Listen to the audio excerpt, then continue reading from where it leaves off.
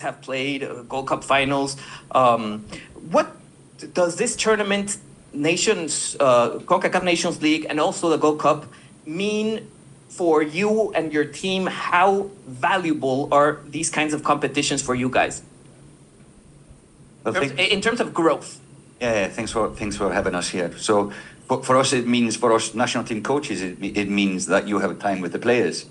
Normally, especially here in the CONCACAF region, when you have players coming from all over the world, you lose normally 1 day of training, compared to, for example, when you're playing with a European team, with the European players, everybody is ready to train on Monday. So a normal FIFA window gives you maybe 2 trainings in a game and 2 trainings in a game. So you basically cannot spend a lot of time with the players. Tournaments like these and Copa America in the summer gives the coach a month with the players, so you can grow the team faster, you can gel them together, and the players will interact better on the pitch, staying together, knowing each other, not only as football players, but as persons. So that is really helpful to build a team for the future, to have this time. So for us, it means a lot to have tournaments like these. How close are you, do you think, of that breakthrough win that Jamaica has been looking for? 2 weeks.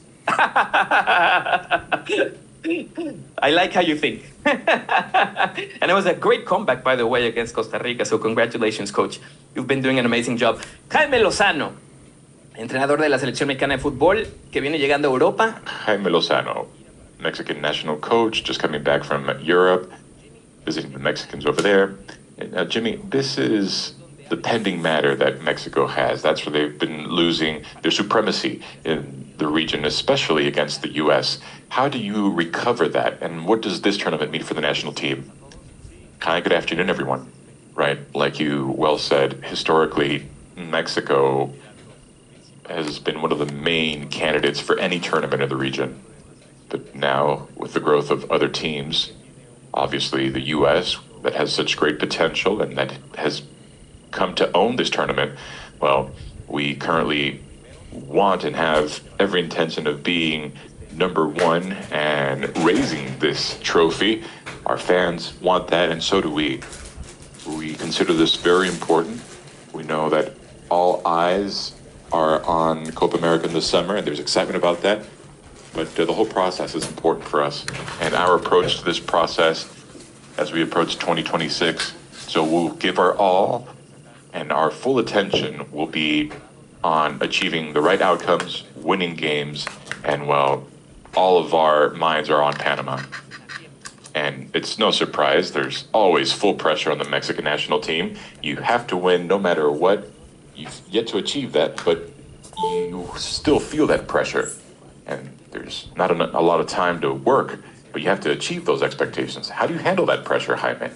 Yes, we know what it means for the country. We know we're essentially, like you said, locals in this stadium, and we have to keep up positive energy. I'm sure there will be much positive energy before the start of the match, and as the players give off good vibes to the fans, of course, we'll maintain that good energy. So we'll be sure to give our all, and we'll always be trying to play good football, and above all else, win. Well, then you'll have that label of the giant of CONCACAF there in this tournament starting on March 21st. The press, I don't know if anyone has anything to ask. We have microphones going around, so if you just want to raise your hand and then go ahead and say your name, and then whatever you want to ask to whoever you want to ask it to. Al profesor Jaime Lozano, soy Jesús Padilla de Furia Deportiva. Coach Jaime Lozano. Coach, in your recent visit to Europe, where you were viewing and checking out national team players, what interesting finds do you come back with?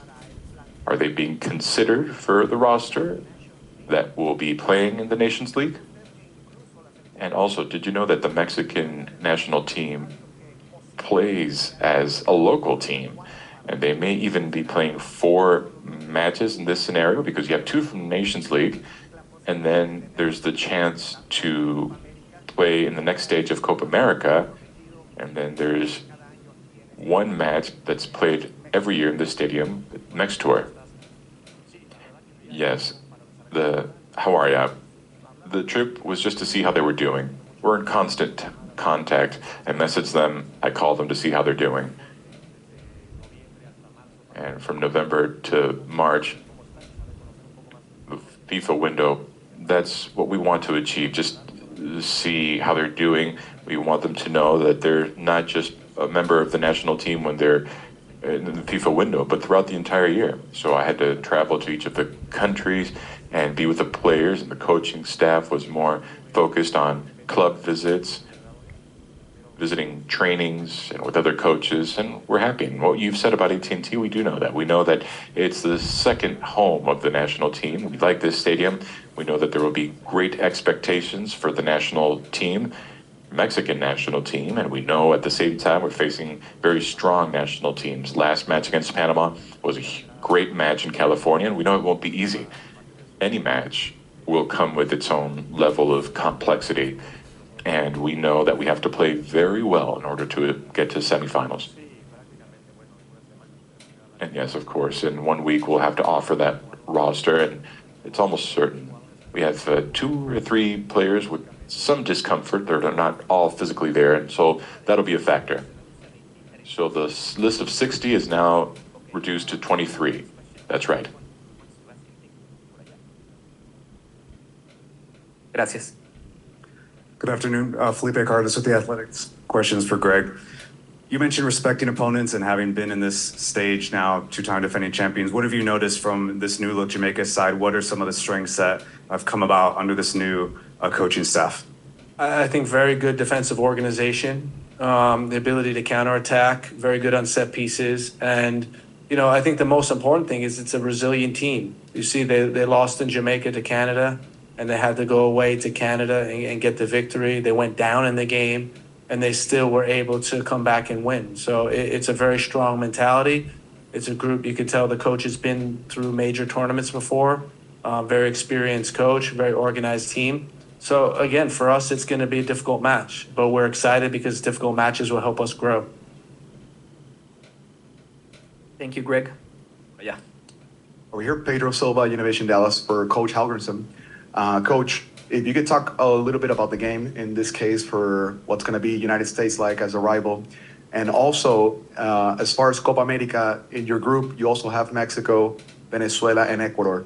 If you could talk about the level of competition of that group as well, that would be great. Thank you. Yeah, first of all, thanks for the question. First of all, US and Mexico, we, of course, if we want to do something, we have always to face these 2 powerhouses in CONCACAF. So that's the ultimate goal, to get as close to them as possible. I think we have played more, or I have played more games against Mexico than US. But hopefully the gap is getting smaller and smaller in regards to Jamaica closing the gap to them. So just the importance of playing these big matches it always helps the players to grow. It's one thing to play a match, but when it's a lot at stake, it gives so much more leverage to these matches.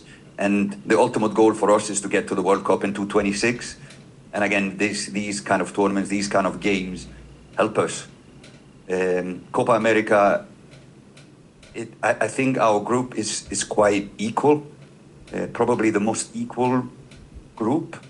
So it's just to be ready on match day for those matches. I think all teams have a chance to qualify from the group. It's not going to be a runaway leader or winner, and it's not going to be a team that all the others will beat. So it's just to be ready on match day, whoever you face. But I think it's physical opponents, so we need to be ready for that. Quick, aggressive teams, all our opponents in Copa America. So yeah. Thank you, Coach. Carlos Nava, ESPN International, para Thomas Christensen.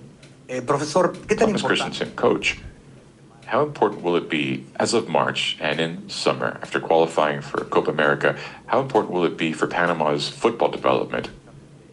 And how important is it to achieve the right outcome in these next couple of tournaments so that Panama can get to the next level as you think about the next World Cup qualifiers?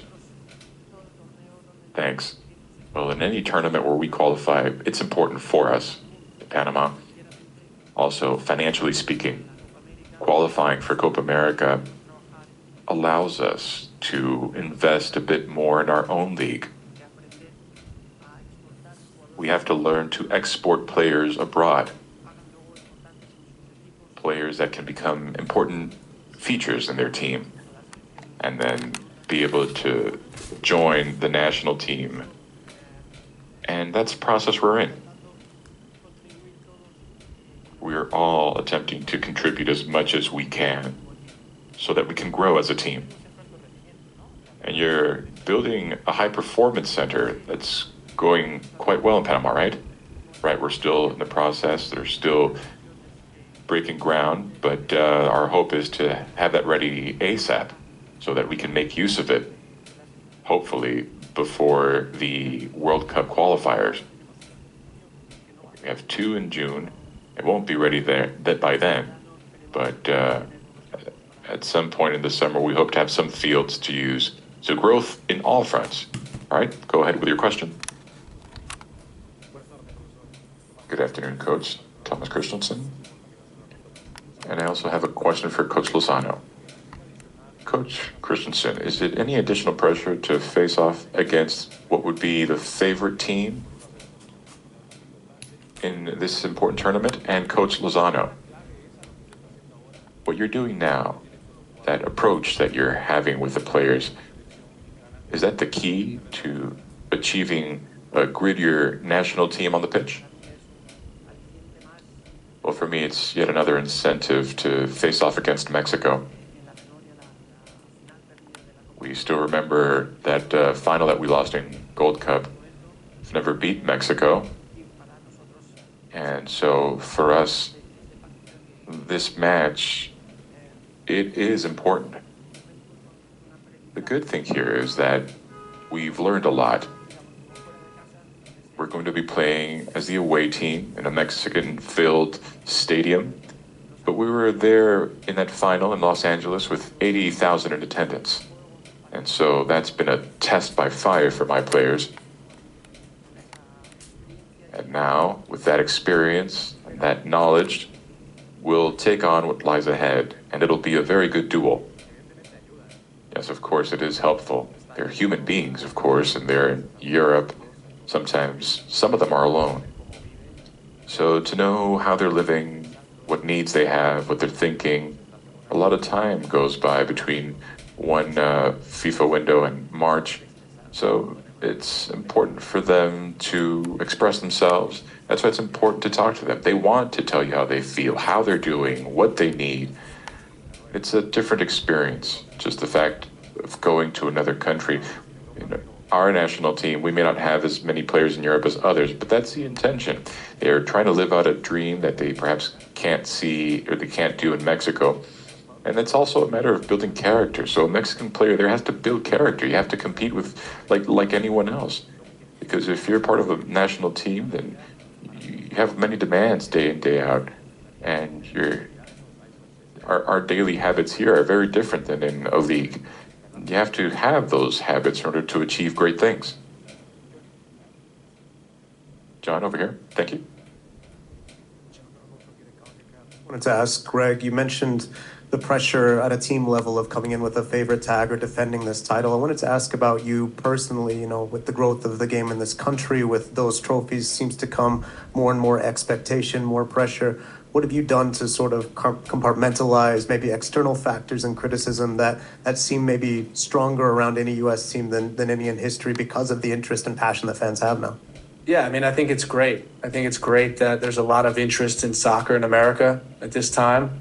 I think it raises the level. When I look at our group in particular, you know, it's all part of it. The guys are playing for big clubs that they have to win every single game, so they're used to that type of pressure. And for us as a group, we know that, you know, we want to achieve a lot. And anytime you put yourself out there, and anytime you have really high expectations, you know, there comes a lot of pressure, and that's just all part of it. We work really hard on minimizing that, staying in the present moment, and really focusing on game to game and doing the best possible game we can each and every time we have the opportunity. Do you feel as the favorites for this tournament, Greg? I mean, do you welcome that responsibility, or do you not see it that way at all? We have a semifinal that we want to win, and then we have a final that we want to win. Simple as that. It doesn't matter who the favorite is. We're all competing for a trophy, and we all want to advance in the semifinals. We all want to win the final. That's for us to discuss, right, in the press. ¿Alguien más? ¿Alguna pregunta? Any other questions? Yes, please go ahead. Coach Christensen, did you know that the last time you faced off, or Mexico and Panama faced off in the stadium, Panama won 2-1? Do you think history may repeat itself? Well, I did not know that.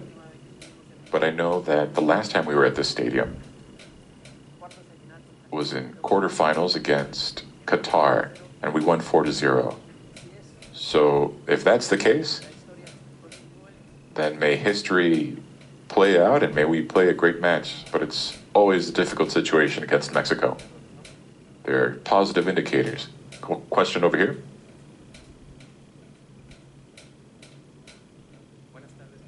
Good afternoon. Coach Jimmy Lozano, I'm Guillermo from Persiguiendo un Sueño. Do you think Mexico is obligated to win at this tournament? Well, I'm sure if you ask the fans, they'll all say yes. Or the press. Yes, the press. But in each tournament, we want to compete as best as we can with the hopes of winning always and coming out champions. But everyone has said this, these four national teams are very strong. And they've been growing greatly. We're talking about Jamaica, Panama, and the U.S. as well. They've been growing very fast. The U.S. has been playing a starring role, and unfortunately for us, we've lost in our more recent encounters against them. So I don't know if we're obligated to win or not, but you could be certain that the entire group is to beat Panama and then see what lies ahead. One step and one match at a time. John, to bring this press conference to a close. And then we'll take some photos and go on to some surprises. You had your friendly recently with Trinidad and Tobago, giving a lot of young players debuts. I'm sure most of the squad will come from the teams that you've been calling in, guys that are based in Europe or other leagues. How do you kind of face the challenge of putting a squad together when you have players from kind of disparate places? You have players that are born in Europe, raised in Europe, developed in those academies, players from the island, some players in the U.S. What's it like to try and meld that together when you're going into a tournament where you have to have your 23 best players on the list? Well, I think it's no different from us or the other coaches. You just have to have a clear working environment that you can gel the players in together in a short period of time. Of course, it would be better if Jamaica would have better resources than we have, more finance behind. It's a big difference for me and Thomas compared to the other two guys here in regards to the federation, possibilities. So it would be nice to travel and meet the players. It would be nice to do a lot of things, but we just have to go with what we have and do the best from what we have. So it's a gap we need to bridge. But I think it's the same problem for us, like all the other coaches. You just have, as a national team coach, you have a limited time to assemble a good squad and a good team. Okay, so I think we're pretty much done. Thank you guys. This was a very valuable conversation. And now we want to